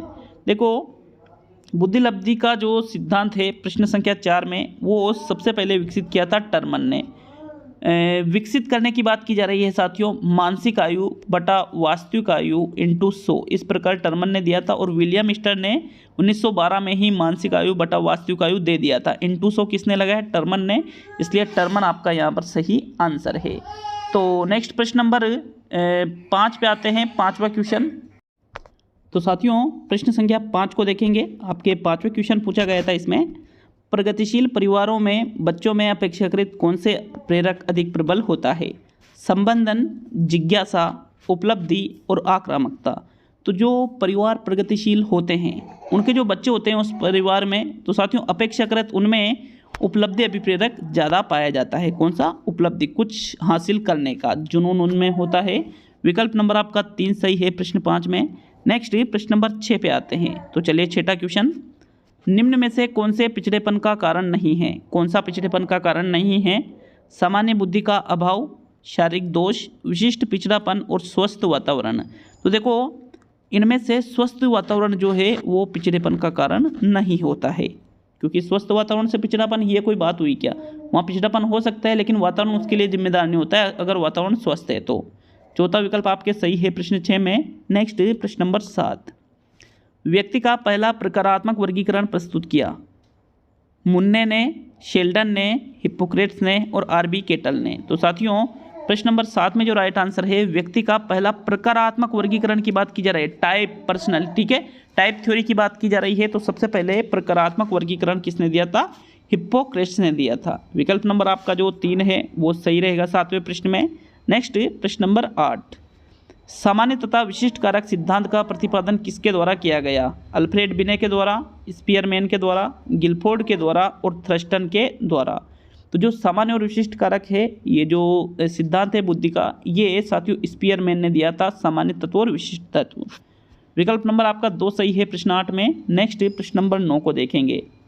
9वां क्वेश्चन पूछा गया था, तनाव को कम करने के अप्रत्यक्ष ढंग कहलाते हैं? समस्या समाधान विधि, रक्षात्मक यांत्रिकता, व्यक्तिगत विधि और इनमें से कोई नहीं। तो जो तनाव को कम करने के अप्रत्यक्ष ढंग होते हैं साथियों, उनको हम क्या कहते हैं? रक्षात्मक यांत्रिकता के नाम से जानते हैं। जो अप्रत्यक्ष विधियाँ होती है, जैसे तादात्म्यकरण है, जैसे प्रक्षेपण है, दमन है इत्यादि। तो नेक्स्ट प्रश्न नंबर 10 पे आएंगे। आपके 10वां क्वेश्चन, मस्तिष्क की संरचना तथा कृत्यों के विभेद का परिणाम होता है? तनाव, पिछड़ापन, डिसलेक्सिया और इनमें से कोई नहीं। तो मस्तिष्क की संरचना और कृत्य, जो हम क्रिया करते हैं और मस्तिष्क जो संकेत देता है, उसमें अगर जो विभेद है तो साथियों वो डिसलेक्सिया कहलाता है। क्या कहलाता है? डिसलेक्सिया। विकल्प नंबर आपका 3 सही है 10वें क्वेश्चन में। नेक्स्ट प्रश्न नंबर 11 को देखेंगे। जिन बालकों की बुद्धिलब्धि रिक्त स्थान है, साधारणतः उन्हें मानसिक न्यूनता ग्रसित की श्रेणी में रखते हैं? 70 से कम, 70 से ऊपर, 80 से 100 के बीच और इनमें से कोई नहीं। तो देखो, जिन बालकों की बुद्धिलब्धि कितनी होती है? 70 से कम होती है, उनको नॉर्मली मानसिक न्यूनता ग्रसित की श्रेणी में रखा जाता है साथियों। प्रथम विकल्प सही था और यही माना गया था 11वें में। नेक्स्ट प्रश्न नंबर 12वां क्वेश्चन है, रिक्त स्थान। बच्चों में अमूर्तमान प्रत्ययों को ग्रहण करने की योग्यता होती है। पिछड़े हुए बच्चों में, प्रतिभाशाली बच्चों में, मानसिक रूप से पिछड़े बच्चों में और इनमें से कोई नहीं। तो जो बालक अमूर्तमान प्रत्यय मतलब अमूर्त प्रत्ययों को ग्रहण कर रहा है तो पिछड़ा और मानसिक रूप से पिछड़ा तो होगा ही नहीं, फिर उसको हम क्या कहेंगे, प्रतिभाशाली बालक कहेंगे साथियों। सेकंड विकल्प आपके 12वें क्वेश्चन में सही है। नेक्स्ट प्रश्न नंबर 13, निम्न में से कौन सा मूल्यांकन का प्रकार नहीं है? मानक, निर्माणात्मक, योगात्मक और शीर्ष। तो देखो, मूल्यांकन का प्रकार योगात्मक भी होता है, निर्माणात्मक भी होता है, सीसी भी होता है, लेकिन मानक ये मूल्यांकन की विशेषता है। क्या है वो? मानक मूल्यांकन की विशेषता है, न कि मूल्यांकन का प्रकार। तो विकल्प नंबर आपका 1 सही माना गया था साथियों प्रश्न नंबर 13 में। नेक्स्ट प्रश्न नंबर 14 पे आते हैं।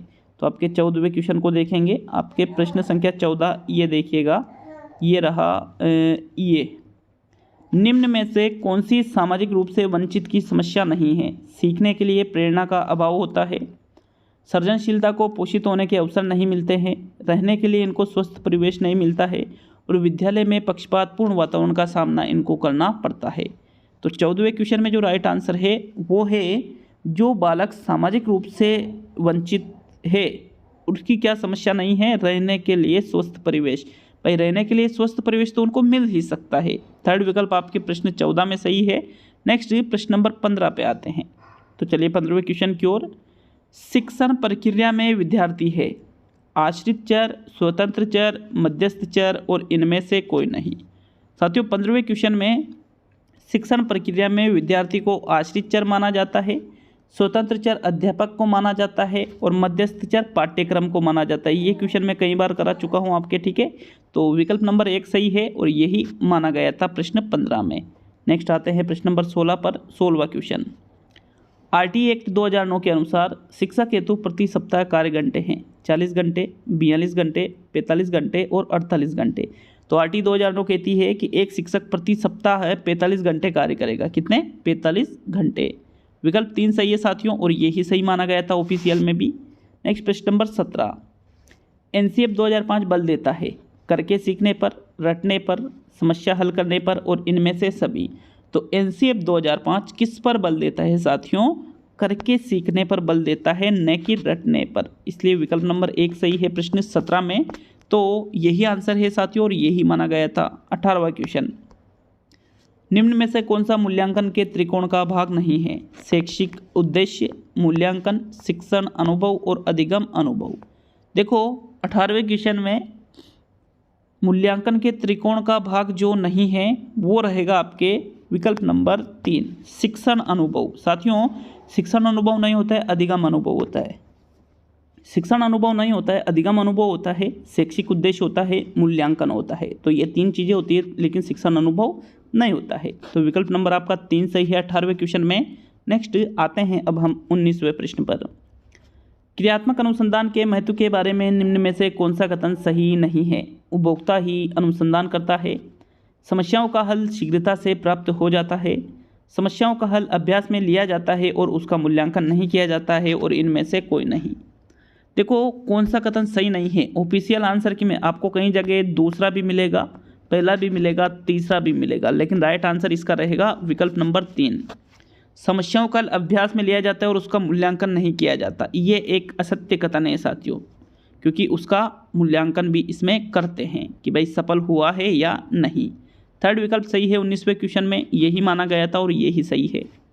प्रश्न नंबर 20 को देखेंगे तो आपके 20वां क्वेश्चन, पर्यावरण वह बाहरी शक्ति है जो हमें प्रभावित करती है। ये किसने कहा था? वुडवर्थ ने, रोस ने, एनास्टसी ने और इनमें से कोई नहीं। तो 20वें क्वेश्चन में जो राइट आंसर है, पर्यावरण वह बाहरी शक्ति है जो हमें प्रभावित करती है, उपरोक्त कथन J.S. रोस के द्वारा कहा गया है। विकल्प नंबर आपका जो बी दूसरा विकल्प है 20वें क्वेश्चन में, वो आपके सही आंसर है साथियों। प्रश्न नंबर 21 है, तर्क, जिज्ञासा तथा निरीक्षण शक्ति का विकास होता है किस आयु स्तर पर? 7 वर्ष की आयु में, 11 वर्ष की आयु में, 9 वर्ष की आयु में और 6 वर्ष की आयु में। तो बालक में तर्क 6 वर्ष में तो आएगा नहीं, 7 में भी नहीं आएगा, 9 और 11 में से। राइट आंसर है साथियों 11 वर्ष में बालक में निरीक्षण शक्ति, जिज्ञासा और तर्क का विकास हो जाता है।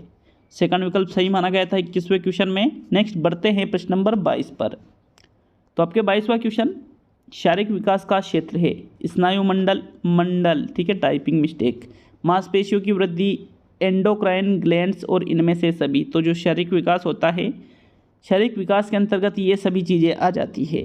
स्नायु मंडल भी है, एंडोक्राइन ग्लैंड्स भी है, मांसपेशियों की वृद्धि है, ये सभी शारीरिक विकास के अंतर्गत रहेंगे। चौथा विकल्प 22वें में सही है। नेक्स्ट प्रश्न नंबर 23। इस अवस्था में बालकों में नई खोज करने की और घूमने की प्रवृत्ति बहुत अधिक बढ़ जाती है। शैशवावस्था, उत्तर बाल्यावस्था, किशोरावस्था और प्रौढ़ावस्था। तो प्रश्न नंबर 23 राइट आंसर है साथियों 23 में विकल्प नंबर 2। उत्तर बाल्यावस्था वो अवस्था होती है जिसमें बालक को नई चीज़ खोज करने की और घूमने की प्रवृत्ति बहुत अधिक बढ़ जाती है। इसको अच्छी तरह से याद करना। ऑफिशियल आंसर की में उत्तर बाल्यावस्था ही है और इसका आंसर भी उत्तर बाल्यावस्था ही सही है साथियों। नेक्स्ट प्रश्न नंबर 24 पे आते हैं। तो 24वां प्रश्न देखो, ये पेपर जो है 2016 इसी शिक्षक भर्ती से मैं टीचर बना हूँ, तो अच्छी तरह से मुझे पेपर तो याद है। अधिगम अंतरण का थांडाइक सिद्धांत कहा जाता है। समानता का सिद्धांत, अनुरूप तत्वों का सिद्धांत, औपचारिक नियमों का सिद्धांत और इनमें से कोई नहीं। तो जो थॉर्नडाइक ने अधिगम अंतरण का सिद्धांत दिया है उसको हम कहते हैं अनुरूप तत्वों का सिद्धांत। अनुरूपों नहीं, अनुरूप तत्वों का सिद्धांत है। टाइपिंग मिस्टेक है ये भी। तो 23 में सेकंड विकल्प सही है, बी वाला। देखो नेक्स्ट प्रश्न नंबर 25। मैंने आपको अधिगम अंतरण के सिद्धांत अभी कुछ दिन पहले ही बताए थे, तो वह पढ़ लीजिए अच्छे से, है ना। 25वां क्वेश्चन इधर नहीं, इधर मिलेगा आपको। प्रश्न नंबर 25। निम्न में से कौन सा वंशानुक्रम का नियम नहीं है? समानता का, भिन्नता का, प्रत्यागमन का और अभिप्रेरणा का। तो वंशानुक्रम के नियम के अंतर्गत देखिए, समानता का नियम होता है, भिन्नता का नियम होता है, प्रत्यागमन का होता है, लेकिन अभिप्रेरणा का कोई वंशानुक्रम का नियम नहीं होता है। 25वें में डी जो है वो आपका राइट आंसर है। नेक्स्ट प्रश्न नंबर 26। 26वां क्वेश्चन है, यहाँ रिक्त स्थान पूर्ति कीजिएगा। की अवस्था तक बालक की दृष्टि एवं श्रवण इंद्रियां पूर्ण विकसित हो चुकी होती है? 3 या 4 साल में, 6 या 7 साल में, 8 या 9 साल में और इनमें से कोई नहीं। तो देखो, जो उसकी दृष्टि एवं श्रवण इंद्रियां हैं पूर्ण रूप से विकसित 8 या 9 साल में हो चुकी होती है। विकल्प नंबर आपका 3 सही है 26 में। नेक्स्ट प्रश्न नंबर 27। तो 27वां प्रश्न है, संकेत अधिगम के अंतर्गत सीखा जाता है पारंपरिक अनुकूलन, मनोविज्ञान, वातावरण और मनोदैहिक। संकेत अधिगम, सिग्नल लर्निंग थ्योरी, जैसे घंटी बजने पर विद्यार्थियों द्वारा बस्ते बंद कर लेना, ये संकेत अधिगम का उदाहरण है और इसको हम पारंपरिक अनुकूलन या शास्त्रीय अनुबंधन भी कहते हैं। विकल्प 1 सही है साथियों 27वें में। नेक्स्ट प्रश्न नंबर 28। एक पृष्ठ का आंसर सही बता रहा हूँ, मैं पहले ही कह देता हूँ। निम्न में से कौन सा उदाहरण अर्जित प्रेरक का है? भूख, पुरस्कार, रुचि और विश्राम। भाई साहब, इस क्वेश्चन ने मेरे 3 मिनट खराब कर दिए थे एग्जाम में 2016 में, क्योंकि मुझे क्या सभी को पता था कि भाई भूख और विश्राम ये तो अर्जित नहीं है, लेकिन यार भूख और विश्राम, अब यहाँ पर एक तो है पुरस्कार और एक है रुचि, इन दोनों में से कौन सा लगाऊं? बहुत कंफ्यूज किया इसने, लेकिन मुझे तो ये थोड़ी पता था कि दो आंसर सही मानेंगे। साथियों, पुरस्कार को भी सही माना गया, रुचि को भी सही माना गया, दोनों ही अर्जित प्रेरक होते हैं। ठीक है, दूसरा और तीसरा विकल्प सही है 28वें में। नेक्स्ट प्रश्न नंबर 29। अभिप्रेरणा वर्णित होती है ज्ञानात्मक जागृति द्वारा, भावात्मक जागृति द्वारा, एक और बी दोनों और इनमें से कोई नहीं।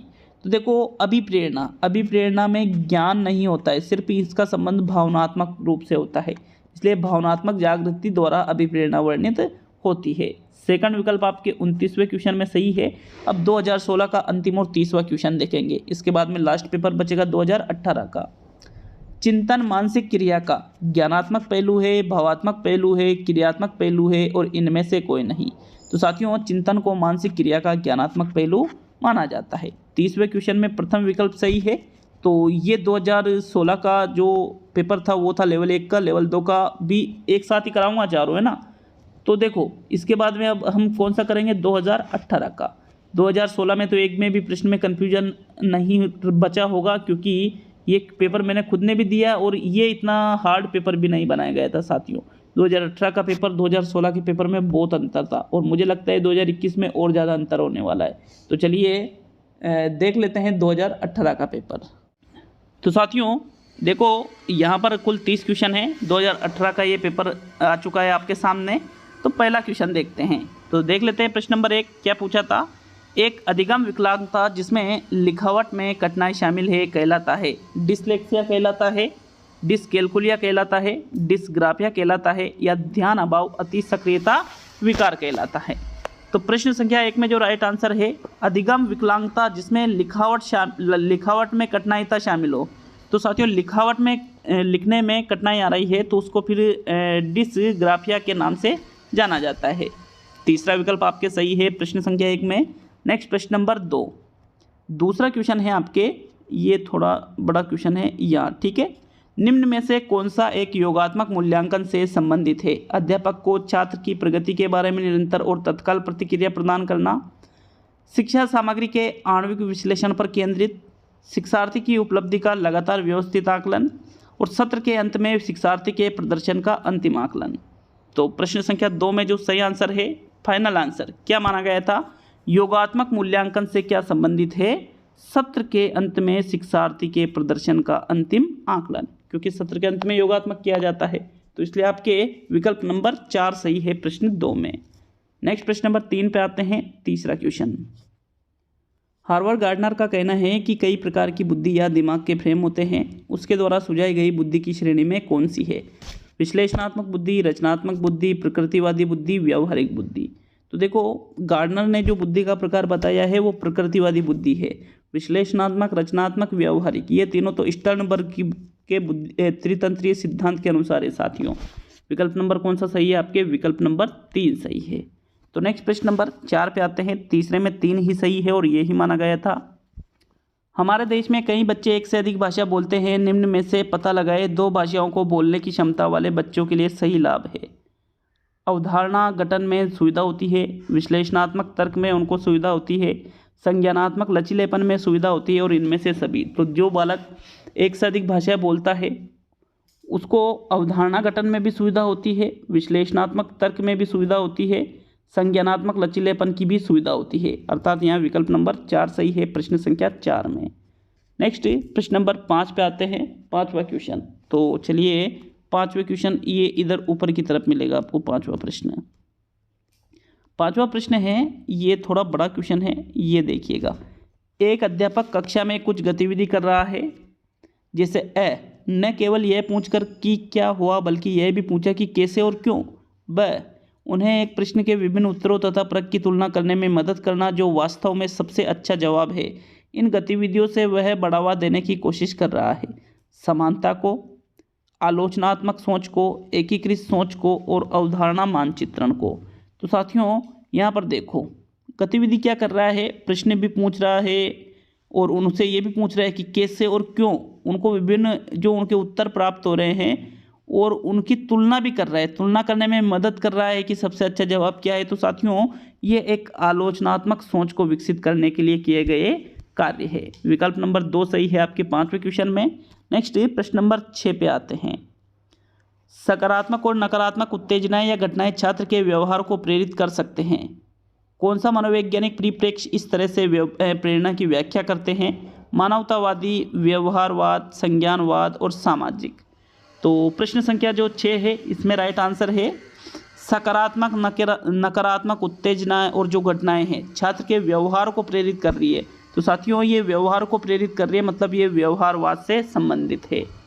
6ठे क्वेश्चन में दूसरा विकल्प सही है। नेक्स्ट प्रश्न नंबर 7 पे आते हैं। तो 7वां क्वेश्चन, प्रश्न संख्या 7 है, समावेश शब्द का मतलब विशेष शैक्षिक आवश्यकता वाले बच्चों को नियमित कक्ष में शिक्षित करना होता है।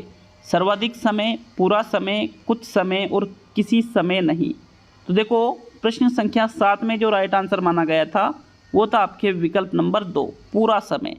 जो विशेष शैक्षिक आवश्यकता वाले बच्चे हैं उनको समावेशी कक्षा में पूरा समय शिक्षित करना होता है। विकल्प नंबर 2 सही माना गया प्रश्न नंबर 7 में। नेक्स्ट प्रश्न नंबर 8 पे आते हैं। तो चलिए 8वें क्वेश्चन की ओर।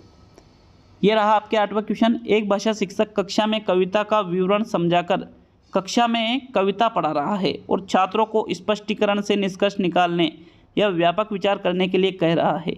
यह किसका उदाहरण है? आगमनात्मक तर्कना का, निगमनात्मक तर्कना का, अवधारणा मानचित्रण का और परिकल्पना परीक्षण का।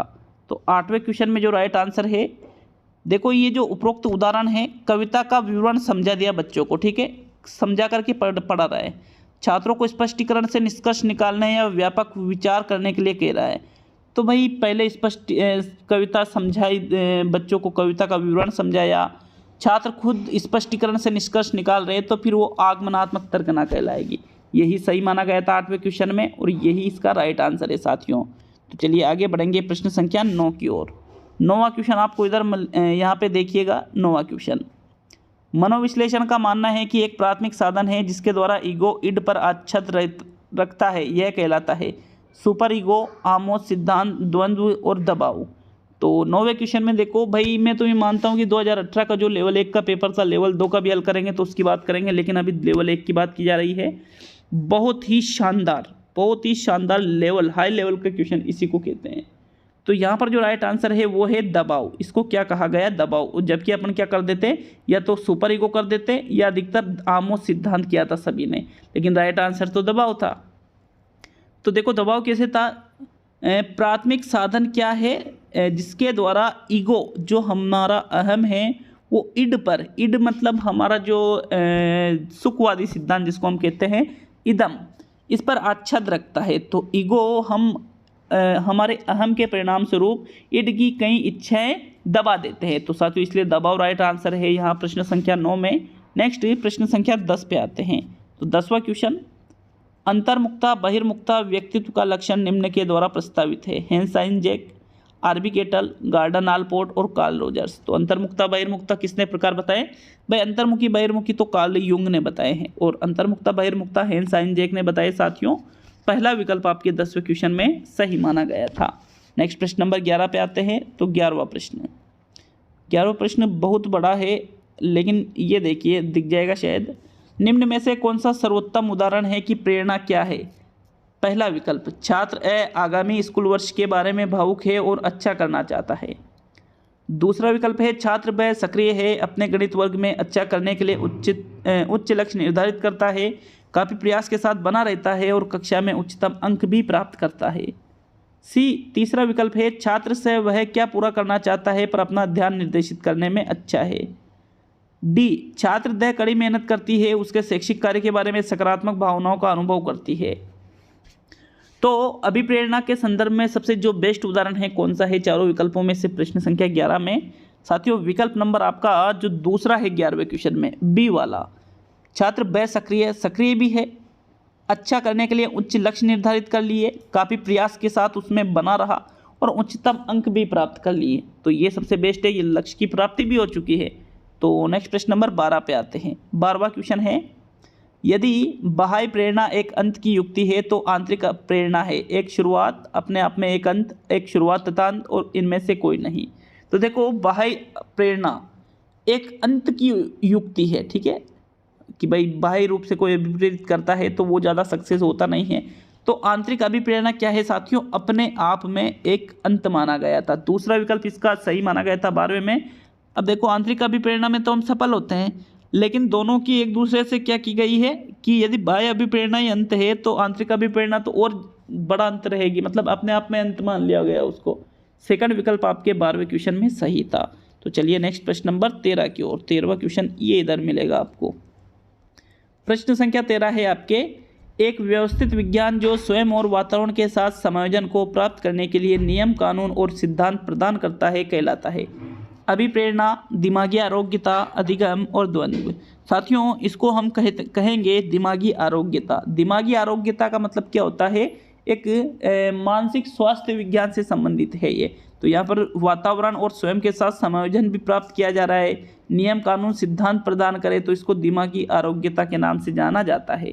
13वें में दूसरा विकल्प सही है। प्रश्न नंबर 14वां क्वेश्चन है, ये देखिए प्रश्न नंबर 14 को, एक समायोजन तंत्र में अतीत, वर्तमान और प्रस्तावित व्यवहार के अनुमोदित कारणों में तार्किक और सामाजिक रूप से सोचना शामिल है, यह कहलाता है प्रतिकरण, परिमेयकरण, प्रतिगमन और दमन। तो साथियों प्रश्न नंबर 14 में क्या कहेंगे? इसको परिमेयकरण कहेंगे। परिमेयकरण मतलब युक्तिकरण, जिसमें हम अनुमोदित कारणों में तार्किक और सामाजिक रूप से सोचते हैं।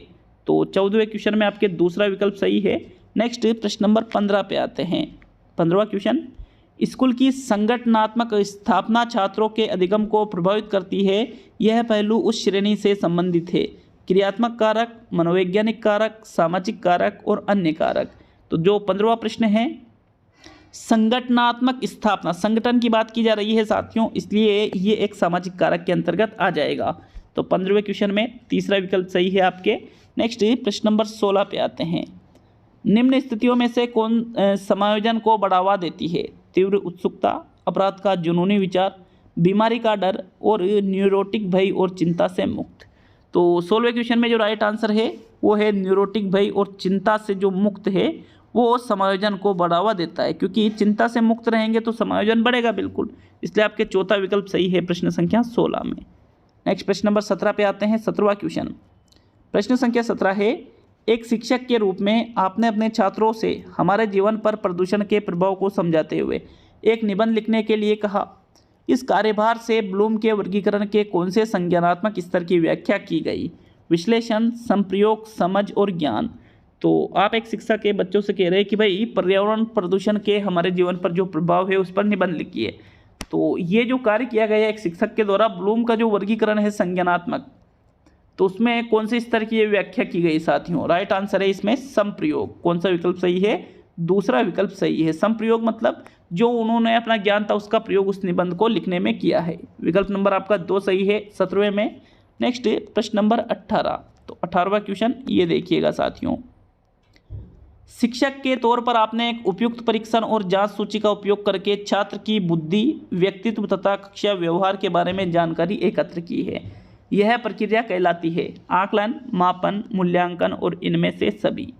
तो देखो आप एक शिक्षक है, शिक्षक के तौर पे आपने कोई उपयुक्त परीक्षण और जांच सूची का उपयोग किया और छात्रों की बुद्धि और व्यक्तित्व तथा कक्षा व्यवहार के बारे में जानकारी एकत्र की, तो फिर इसको हम क्या कहेंगे? आकलन कहेंगे, मापन या मूल्यांकन इसको नहीं कहा जाएगा। विकल्प नंबर आपका 1 सही है 18वें क्वेश्चन में। नेक्स्ट प्रश्न नंबर 19, कौन सा प्रक्षेत्र ब्लूम के वर्गीकरण में नामित नहीं है? संज्ञानात्मक, क्रियात्मक, भावात्मक, मनोप्रेरणा। अब हम 3 चीज़ें पढ़ते हैं, ज्ञान, भाव और क्रिया। तो सभी ने चौथा विकल्प लगाया था, लेकिन इस क्वेश्चन पर माध्यमिक शिक्षा बोर्ड राजस्थान के द्वारा क्या दिया गया था? बोनस दिया गया था साथियों, क्योंकि मनोप्रेरणा जो है वो क्रियात्मक के अंतर्गत आएगी। किसके अंतर्गत? क्रियात्मक के अंतर्गत। तो विकल्प नंबर इसलिए चौथा भी सही था, इसलिए इस क्वेश्चन पर बोनस दे दिया गया था। तो नेक्स्ट प्रश्न नंबर 20 पे आते हैं। 20वां क्वेश्चन देख लीजिएगा, छोटा कर लेते हैं। निम्नलिखित में से कौन सा राष्ट्रीय पाठ्यचर्या 2005 ढांचे में मार्गदर्शक सिद्धांत नहीं है?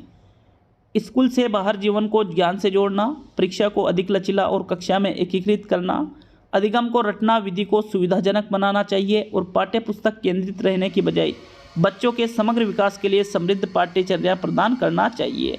तो देखो यहाँ पर एनसीएफ 2005 ये नहीं कहता है कि अधिगम जो है उसको रटना, विधि को सुविधाजनक, रटने पर बल थोड़ी देता है ये, इसलिए थर्ड विकल्प आपके मार्गदर्शक सिद्धांत में नहीं आएगा एनसीएफ 2005 के। तीसरा विकल्प सही है 20वें क्वेश्चन में। नेक्स्ट आगे बढ़ते हैं साथियों प्रश्न नंबर 21 पर। तो 21वां क्वेश्चन, शुरू में एक बच्चा अपनी पूरी हथेली का उपयोग करके वस्तु को पकड़ता है, पकड़ता नहीं पकड़ता है ये ना। धीरे धीरे वृद्धि और विकास के रूप में बच्चा उंगलियों और अंगूठे का उपयोग वस्तु को उठाने के लिए करता है।